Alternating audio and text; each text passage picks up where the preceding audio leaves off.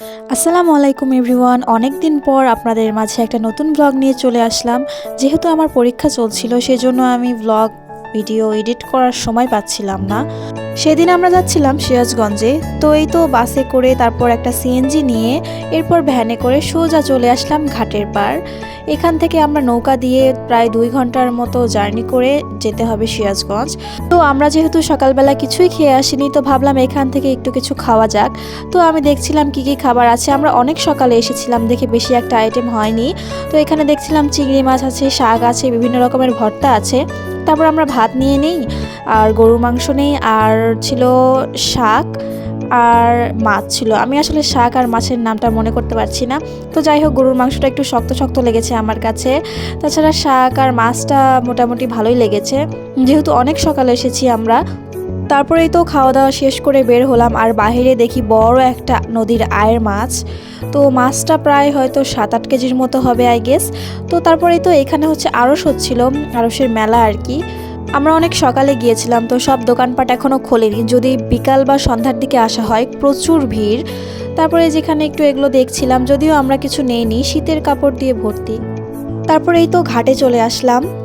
আমি শুধু ভিডিও করছিলাম, আশেপাশে দেখছিলাম, খুবই সুন্দর লাগছিল। এই নিয়ে আমার 2বার আসা এইখানে, মানে নৌকা জার্নি আমার 2বার হচ্ছে এবার নিয়ে। তারপরেই তো আমরা নৌকা যেখানে সেখানে চলে আসি। এখানে আশেপাশে টুকটাক অনেক দোকানপাট আছে দেখলাম।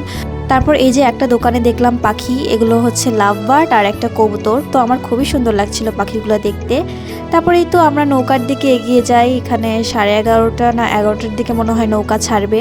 তখন মনে হয় প্রায় 10টা বেজেছিল। তো আমাদের অনেকক্ষণ ওয়েট করতে হয়েছে, কারণ এটা টাইমের নৌকা, টাইম টু টাইম ছাড়ে। 11টা বা 11:30-র 1 মিনিট আগে ছাড়বে না।